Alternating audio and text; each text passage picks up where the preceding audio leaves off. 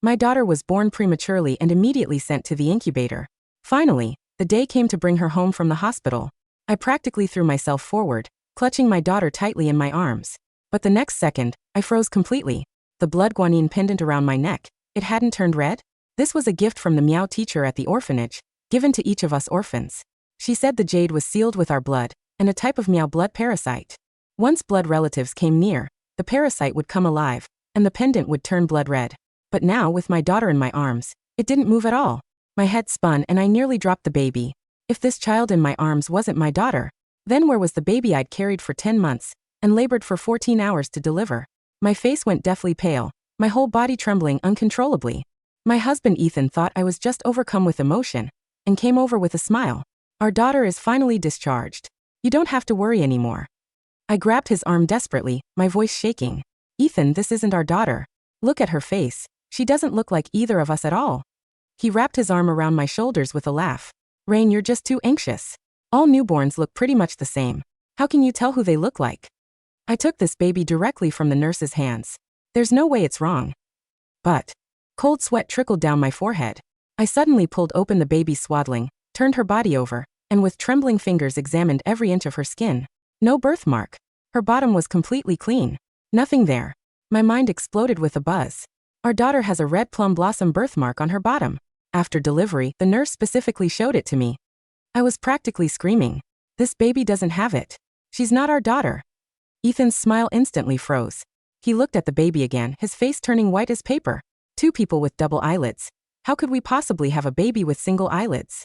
Without another question, he immediately grabbed the baby and rushed out, driving straight to the hospital. I wanted to chase after them, but the C-section incision on my belly suddenly tore open. The pain made it impossible to move. I collapsed on the floor, imagining what might have happened to my daughter. Switched at birth, kidnapped by traffickers, sold to a place I'd never find. The tears wouldn't stop. I desperately called my husband but couldn't get through. Time crawled by second. Just as I finally managed to drag myself to the door, it suddenly opened. My husband was holding another baby, his face full of smiles. Honey, I brought our daughter back. The hospital made a mistake. There were 2 babies in the NICU, and another baby's father has the same name as me. The nurse grabbed the wrong one. Thank God you noticed. I broke into tears of relief and immediately took the baby. The tiny face was about 50% similar to mine. Half of my anxiety finally settled. The birthmark was there too. Tears fell again. What a blessing. My daughter was finally back. But then, my hand suddenly froze. The pendant on my chest still hadn't turned red. This baby wasn't my daughter either. My heart churned uneasily. I forced myself to calm down, my gaze slowly moving to Ethan's face. Are you sure? I asked word by word. This is our daughter? He gently took my hand and pulled a document from his bag, his tone certain. Of course. This time I did a paternity test with our daughter. Look, confirmed father-daughter relationship. Those words were printed clearly on the white paper. But my heart felt like it was being squeezed by a hand, tightening more and more. If the baby was my husband's, why hadn't the pendant turned red? Unless this DNA paternity test was fake. Or this baby wasn't the one I gave birth to. At the thought of these 2 possibilities, my back felt like someone had poured a bucket of ice water over it, chilling me from head to toe. I slowly raised my head to look at Ethan. His face still wore a smile. I tentatively asked, Ethan, could this report be fake? What if someone deliberately stole our daughter and made a fake report to deceive you? He interrupted me with a laugh. Honey, you must be scared from that mix-up earlier. I promise, this time it's definitely real. He took our daughter and sat on the sofa, gently playing with her little face. I already reported it to the police at the hospital. The DNA testing agency has a long-term partnership with the police. The results can't be wrong. Plus, look how this baby resembles both you and me, and the birthmark is there too. It can't be wrong. He looked up and smiled at me. Stop scaring yourself. I stared intently into his eyes and said, word by word, but my Blood Guanyin pendant hasn't turned red. Don't you remember? I told you before that if I encounter a blood relative, this pendant will turn red. Ethan was clearly stunned for just a moment. Then he laughed, louder than before. Honey, and you're a college professor. You actually believe in this stuff. How could such mystical things exist in this world? Besides, I already did a paternity test with this baby. She's definitely ours. He stood up and pushed me toward the bedroom. Stop overthinking. The doctor told me to hurry and get the baby vaccinated. Go get ready, we're leaving soon. I don't know if it was just my imagination, but for a split second, I saw Ethan habitually pinch his fingers. And when he did that gesture, it meant he was nervous or lying. I said nothing more. With the mix-up that just happened, maybe he was nervous too. Perhaps he was right. I'd worn this pendant from age 6 until now, 20 years, and it had never turned red. Maybe it was just a hopeful story the orphanage teacher left us, a beautiful lie. I slowly pushed down the unease in my heart, held my daughter, and left with my husband. The community health center wasn't crowded.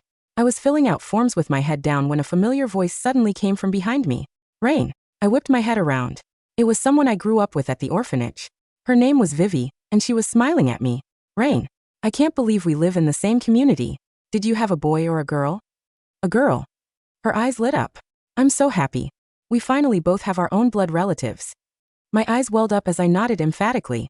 Just then, her husband walked over holding their baby and came up beside her.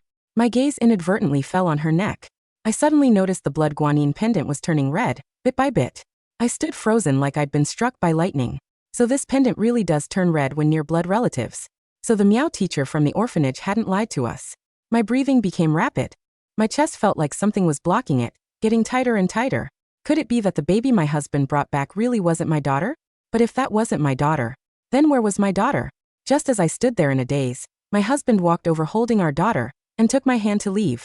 Looking at the pendant around my neck that still hadn't changed color, I pushed his hand away and stared hard at my husband, demanding, "Whose bastard child is this?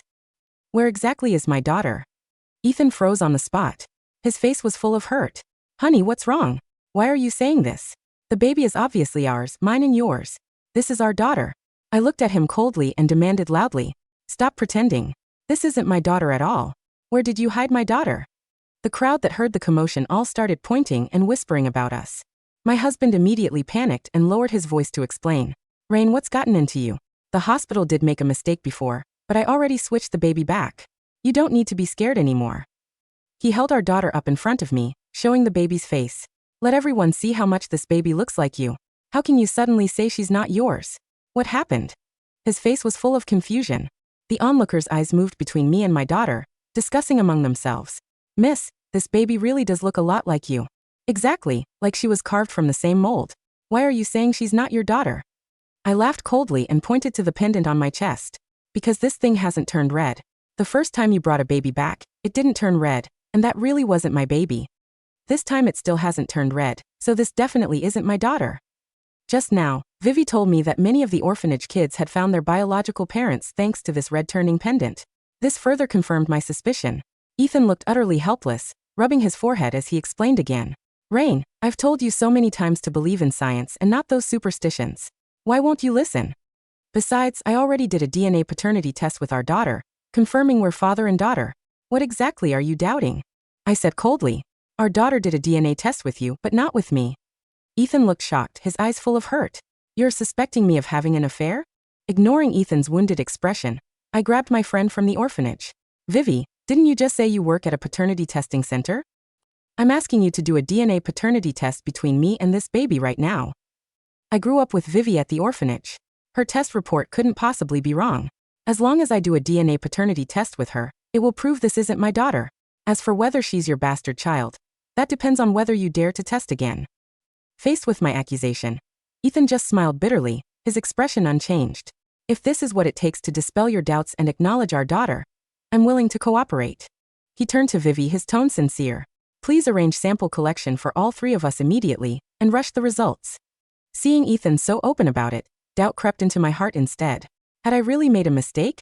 After the blood was drawn, the wait was agonizing. A few hours later, Vivi walked in carrying a rushed document envelope. With trembling hands, I tore open the envelope and pulled out the report. Black words on white paper, clear as day. Based on available data and DNA analysis results, supports that Ethan is the biological father of the child, and supports that Rainsong is the biological mother of the child. My mind went blank. The person doing the DNA paternity test was reliable, and DNA couldn't be faked. Had I really made a mistake? Was this really my daughter? My eyes turned red as I looked apologetically at my husband. My voice choked. "I'm sorry, Ethan. I misunderstood you." Ethan pulled me into his arms, gently patting my back. "It's okay, honey. I must not have done enough to make you this anxious. The doctor said you just gave birth and your hormones are unstable, making you prone to postpartum depression. I didn't care for you enough. It's my fault. I'll hire a nanny right away to take care of you and the baby." He looked at me tenderly, then turned to smile at Vivi. "You and Vivi haven't seen each other in so long. Why don't you chat and relax a bit before going home?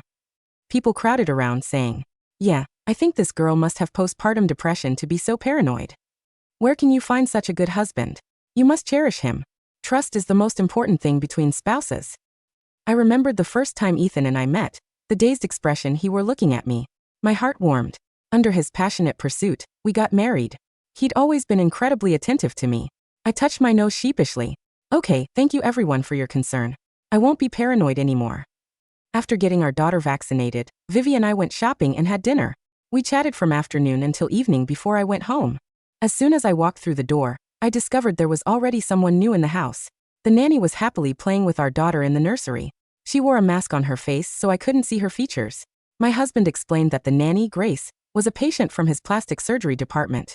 She had scars on her face and was afraid of scaring me and the baby, so she'd keep wearing a mask. I didn't mind. My husband Ethan was a plastic surgeon. Knowing people like this wasn't unusual.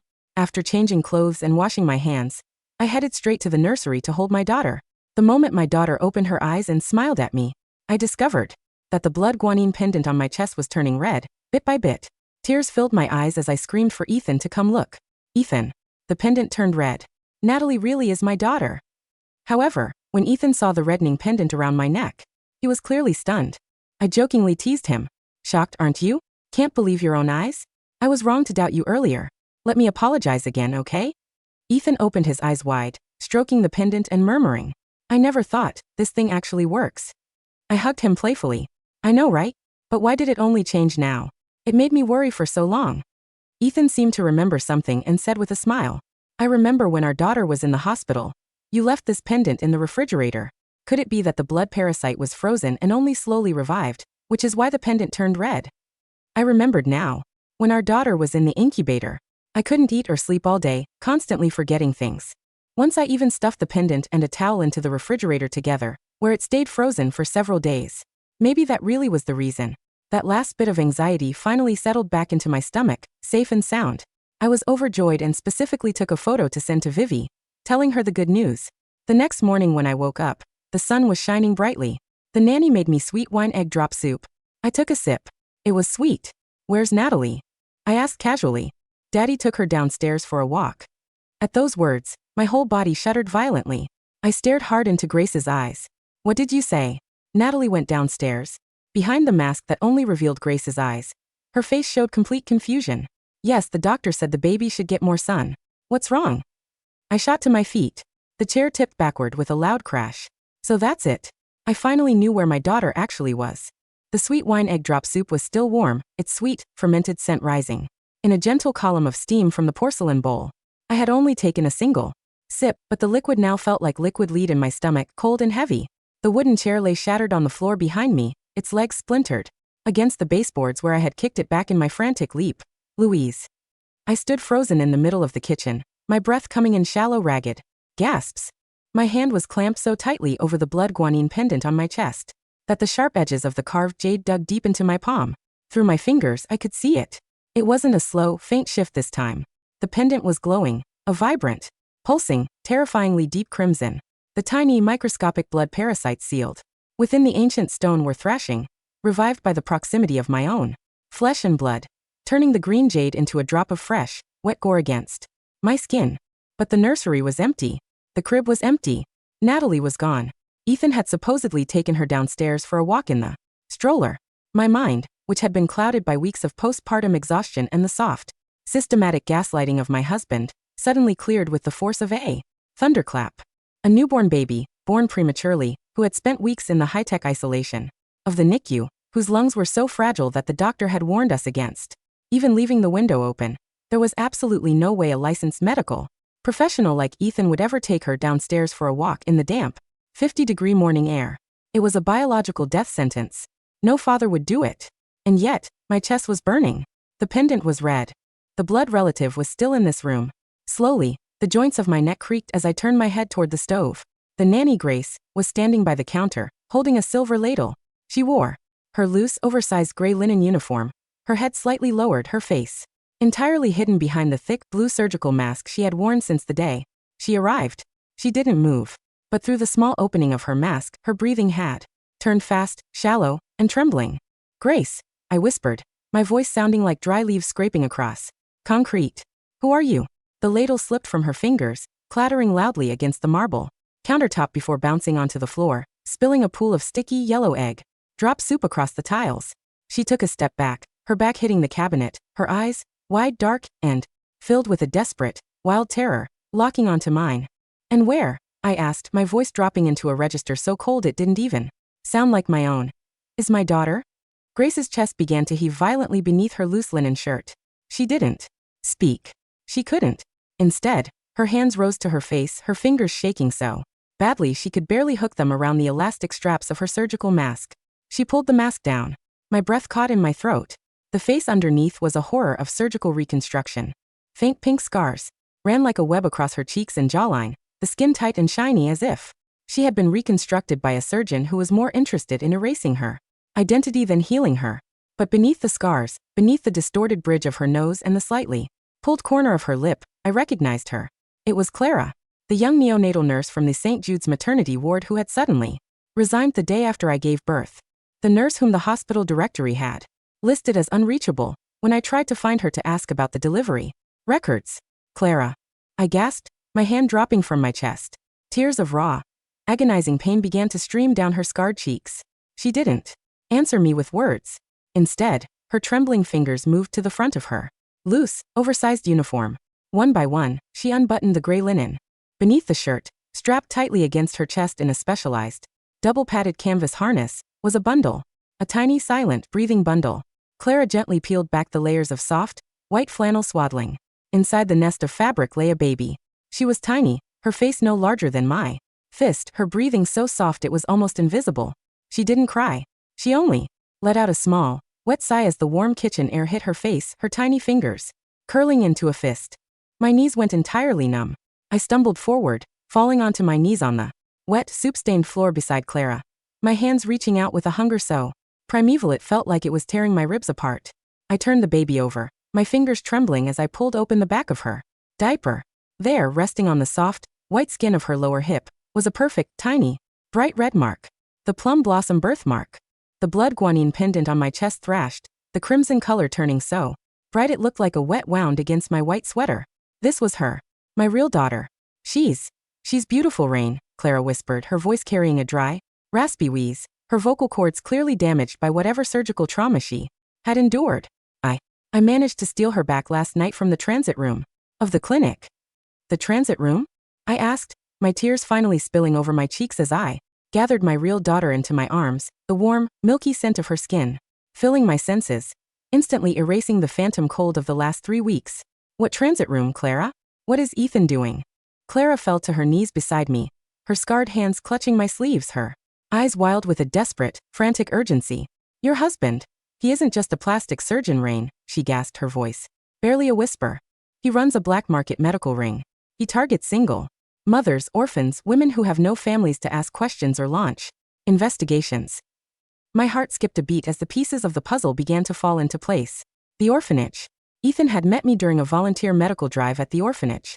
He had pursued me with an intensity that had made me feel like the luckiest girl in the world. He had insisted on managing my pregnancy himself, refusing to let me see any other doctors, choosing the private, isolated clinic for my delivery. He declared your daughter premature the moment she was born, Clara said, her tears running into the scars on her lips. But she wasn't premature, Rain. She was 8 pounds, perfectly healthy. He sent her to the incubator, which was actually just a private transit box in his basement lab, to keep her away from you while he finalized the sale. The sale. I choked out, my grip on my daughter tightening. A wealthy foreign couple paid $700,000 for a genetically perfect child, Clara said, her voice shaking. He had already processed the exit papers. She was supposed to board a private cargo flight to Zurich tonight. But the DNA test. I cried, my mind racing back to the report Vivi had handed me. Vivi ran the test herself. She is my friend from the orphanage. She would never lie to me. Vivi didn't lie to you, Clara said, her eyes filled with a deep, sorrowful pity. She ran the test on the blood samples she was given. But the baby in the house, the Natalie Ethan brought back, she is his biological child. But she isn't yours. She is the child of his mistress, the nurse who ran the front desk at his clinic. He used her baby as a decoy, swapping the blood swabs in the lab before They reached Vivi's testing kit. He knew that as long as Vivi's report came back positive, you would stop asking questions, you would stop looking at your pendant, and you would accept the decoy as your own. I looked down at the tiny, sleeping child in my arms. The decoy baby, the one Ethan had taken downstairs, was his own bastard child, brought into my house to replace my stolen daughter, while my real baby was meant to be sold like cattle across the ocean. He ruined my face when I tried to warn the other nurse last month, Clara whispered, her fingers touching the pink scars on her cheeks. He kept me in his private recovery ward under heavy sedation until he realized he needed a nanny who couldn't speak clearly to watch the decoy baby. He thought I was broken. Ring. He thought the fear would keep me quiet. Suddenly, the heavy electronic lock of the front door let out a sharp, mechanical beep. The handle began to turn. Hide, I whispered, my heart doing a sudden, violent thud against my ribs. Clara didn't hesitate. She scrambled on her hands and knees, grabbing her gray linen uniform and pulling her mask back over her face before vanishing into the small pantry beside the refrigerator. I stood up, my legs shaking, and quickly wrapped my real daughter in my sweater, sliding her gently into the deep bottom drawer of the kitchen island, leaving the drawer slightly ajar so she could breathe. The heavy oak door of the apartment swung open. Ethan walked in. He was empty-handed. The black leather stroller we had bought together was gone. His face was pale, his hair slightly messy from the wind, his fingers habitually pinching his coat sleeve. The lie Ethan. He stopped in the entryway, his eyes scanning the quiet kitchen. He immediately noticed the tipped-over chair, the spilled egg drop soup on the floor, and my pale sweat-slicked face. Rain? He asked, his voice low, smooth, and carrying that familiar, gentle concern that now made my skin crawl with an absolute physical revulsion. What happened? Why is the chair on the floor? I had a dizzy spell. I lied, my voice trembling slightly as I leaned against the counter. The doctor said my hormones are still unstable. I dropped the soup. Ethan's eyes narrowed slightly, his gaze lingering on the spilled liquid, then on my face. He walked over, his leather shoes loud against the tiles, and reached out to touch my forehead. His hand was cold, smelling faintly of surgical soap and late-night antiseptic. You're burning up, honey, he said, his tone sweet but his eyes completely dark, devoid of any warmth. You should be in bed. Where is Grace? Why isn't she cleaning this up? I sent her to the basement laundry to wash some sheets, I said, keeping my gaze fixed on his collar. I see, Ethan said. He didn't move his hand from my forehead. Instead, his fingers slid down to my neck, his thumb lightly brushing against the Blood Guanyin pendant that sat against my skin. My breath caught in my throat. The pendant was still deep, vibrant crimson. It was pulsing against my chest. The heat of the blood parasite so strong I was sure he could feel it through the jade. Ethan stared at the red stone, his fingers tightening around it. It's beautiful, isn't it? He murmured, his voice dropping into a quiet, dangerous register. The red is so deep today, Rain. Almost like fresh arterial blood. It must be the lighting, I squeaked, my hand instinctively rising to cover his fingers. Ethan slowly raised his head to look at me, a small, chilling smile touching the corners of his lips. Where is Natalie, Ethan? I asked, my voice rising slightly, my maternal instincts screaming as I looked at his empty hands. You said you took her for a walk. Oh, Natalie, Ethan said, his smile widening slightly, his fingers releasing the pendant. She had a small cough, honey. I was worried about her lungs, so I took her back to the clinic's private nursery for a checkup. She'll be there for a few days. The decoy baby had been returned.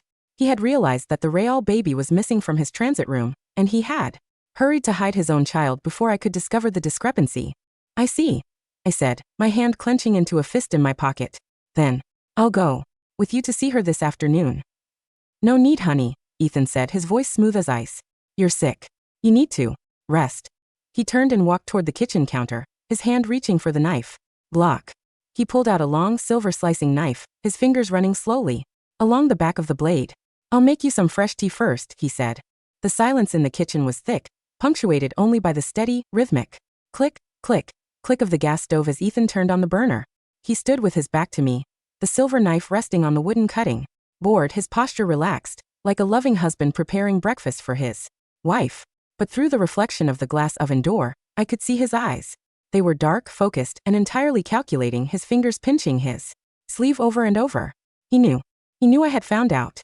He knew the real baby was missing, and he knew Clara was in this house. Rain, Ethan said, his voice flat, his gaze still fixed on the kettle. Do you remember the first day we met? Yes, I said, my body tensing as I slowly backed toward the drawer where my daughter was sleeping. You were volunteering at the orphanage. You told me my eyes were the most beautiful things you'd ever seen. They were, he said, turning around slowly, the silver knife held loosely in his hand. Because they were so empty. You had no family, no parents, no inheritance. To the world, you were just a number in a state registry. If you disappeared, if you died of postpartum depression, nobody would ever launch an investigation. He took a step closer, his leather shoes clicking sharply against the tiles. I spent 2 years preparing you for this, Rain, he whispered, his face completely pale under the kitchen lights. I chose the clinic, I chose the nurses, I even chose Vivi's laboratory because I knew her father's firm was in debt to my family's group. Everything was perfect. Until that nurse decided to play the saint, he hissed, his gaze cutting toward the pantry door. Grace, I screamed, pulling the bottom drawer of the island open, grabbing my real daughter, and running toward the front door. But before I could reach the handle, Ethan's hand grabbed my collar from behind. His grip so violent he tore my sweater, throwing me onto the living room carpet. I fell heavily, but I twisted my body in midair, ensuring my shoulder took the impact, my arms cradling my daughter against my chest. I let out a sharp cry of pain, my C-section incision tearing open under the strain, warm blood immediately soaking through my jeans. Give me the child, Rain, Ethan said, walking toward me, the silver knife glinting in his hand. She's already been sold. The flight leaves in 3 hours. If you give her to me now, I'll let you live in the penthouse. I'll even let you keep the decoy baby. Never, I screamed, crawling backward on the carpet, my hand clutching my daughter tightly. Clara rushed out of the pantry, holding a heavy iron skillet. She swung it with all the force of her body, catching Ethan across the side of his head. Clang. Ethan let out a sharp groan, his body stumbling sideways, the silver knife flying from his hand and sliding across the hardwood floor. Run, Rain, run, Clara screamed, her voice raspy and broken as she threw herself onto Ethan's back, her hands clawing at his face, trying to pin him to the floor. But Ethan was stronger. He was an alpha, his physical strength immense compared to the scarred, weakened nurse. He grabbed Clara's hair, slamming her head against the corner of the marble coffee table until her grip loosened, her body sliding limply onto the floor, blood pooling around her head. He stood up, his face covered in blood, his eyes wide with a wild, murderous fury as he grabbed the silver knife from the floor. You think you can escape me, Rain? He roared, walking toward me. In this city, I am the law. I have the police, the hospitals, the courts in my pocket. You're nothing but an orphan. I reached the front door, my hand grabbing the heavy brass handle. I pulled it open. And there, standing in the corridor of the VIP building, was a line of armed police officers in full tactical gear, their weapons raised, their red laser sights instantly painting Ethan's chest in a web of light. At the head of them stood Vivi. Her face was pale, her eyes filled with a deep, silent rage as she looked at Ethan, then at the blood on my clothes, and finally at the tiny, crying baby in my arms. Hands where I can see them, Dr. Landis, the lead officer roared, his voice booming through the quiet corridor. Drop the weapon. Now. Ethan froze. The silver knife slipped from his fingers, clattering loudly onto the floor. He looked at the red laser dots on his chest, then at Vivi, his face turning a sickly mottled gray. Vivi, he stammered. What is this? My father's firm. The Sinclair Group's secondary accounts were frozen this morning, Ethan, Vivi said, her voice shaking with a deep, suppressed fury. And the forensic team has already recovered the original blood swabs from your clinic's private laboratory. You're finished. The rain had stopped, leaving the city clean, fresh, and bathed in the soft, golden light of the early morning sun. I stood on the balcony of my new apartment in the East District, holding my daughter in my arms. She was warm, her breathing deep and steady, her tiny hand clutching my thumb with an incredible, powerful strength. I looked down at my chest. The Blood Guanyin pendant was still a vibrant, beautiful crimson, the blood parasite pulsing against my skin like a second wild heart. The door of the balcony opened, and Vivi walked out, carrying 2 cups of hot tea. Clara is out of the ICU, Vivi said softly, handing me a cup. The doctors said her physical scars will heal, and the municipal government has approved her for a full medical pension. She's going to be fine, Rain. Thank you, Vivi, I whispered, my eyes burning with a sudden warm moisture. If you hadn't called the police. I grew up with you, Rain, Vivi said, her hand gently wrapping around my shoulder. I knew your face. I knew that when you looked at me at the clinic, you weren't having a postpartum breakdown. You were a mother who had just realized her nest had been robbed. She looked at the sleeping baby in my arms, her eyes shining with a deep, silent pride. The real black swan always flies back, Rain, no matter how high the cage is built. I looked out at the city below, the golden light of the sun reflecting off the Glass skyscrapers like a sheet of pure, golden glass. The storm was over. The monster was in his cage. And my daughter, she was finally safely home.